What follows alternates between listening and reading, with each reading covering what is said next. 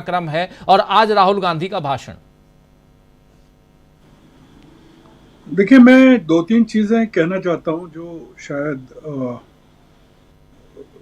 Contradictory भी लगे और शायद पसंद भी नहीं आए। एक तो ये कि 370 का मामला अब उठाने से थोड़ा सा एलिनिएशन बढ़ेगा। जो एक बहुत बड़ी संख्या में लोग जुड़े हैं कांग्रेस से और राहुल गांधी से जम्मू कश्मीर के बाहर,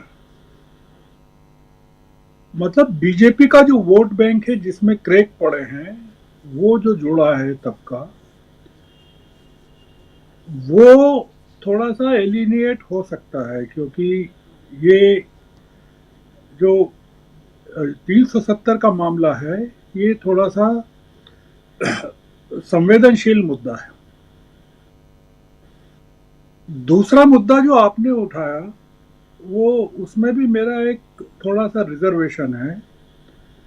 वो ये कि सुप्रीम कोर्ट ने हाल में एक फैसला दिया कि जो आरक्षण का जो फायदा है एससी एसटी कम्युनिटीज को, वो नीचे तक नहीं पहुंच रहा है, सबसे नीचे के तबके तक।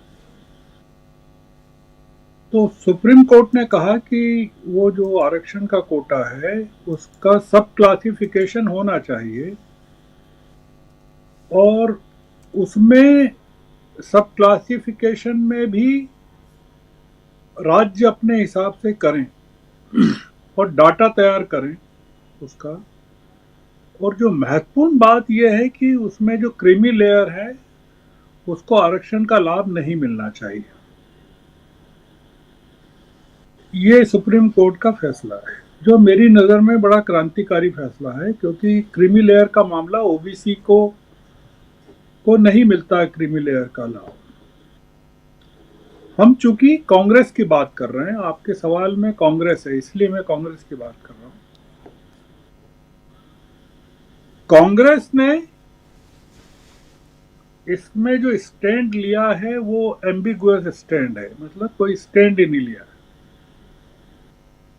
उन्होंने कहा है कि हम अभी बात करेंगे वगैरह वगैरह। रेवंत रेड्डी ने समर्थन किया सुप्रीम कोर्ट का। कर्नाटक में इन्होंने जो है चीफ मिनिस्टर ने सपोर्ट किया है इसका, मतलब दक्षिण भारत में इसका सपोर्ट है। बिहार और झारखंड में कांग्रेस ने विरोध किया है और जेएमएम ने भी विरोध किया है, झारखंड मुक्ति मोर्चे ने भी विरोध किया है, जो कि इंडिया अलाइंस का एक पार्टनर है। और एनडीए का मैं नहीं कह रहा हूं, एनडीए में तो चिराग पासवान ने विरोध किया, मैं अपन कांग्रेस की बात कर रहे हैं। ये जो मुद्दा है जो सुप्रीम कोर्ट ने कहा है, ये असल में एक तरह से जाति जनगणना है। वो इस तरह से जाति की जनगणना है कि आप समाज के सबसे एससी एसटी में सबसे नीचे के तबके को आप आरक्षण का लाभ पहुंचा रहे हैं और क्रीमी लेयर को खत्म कर रहे हैं। अब इसमें अगर कांग्रेस विरोध करती है या बंद के साथ खड़ी हो जाती है, तो हमको ये लगता है कि कांग्रेस का जाति जनगणना का जो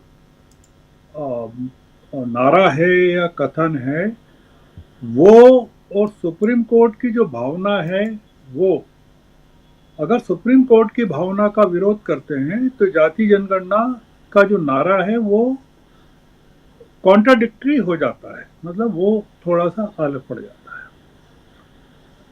तो मैं मतलब राहुल गांधी 370 का समर्थन कर रहे हैं कि नहीं मैं नहीं जानता, पर वो अगर नेशनल कॉन्फ्रेंस के साथ चुनाव लड़ रहे हैं और नेशनल कॉन्फ्रेंस का वो एक नारा है कि भाई अगर उनका झंडा होना चाहिए या उन 370 के लिए वो लड़ रहे हैं, तो उस मामले में तो पीडीपी का भी स्टैंड वही रहा है।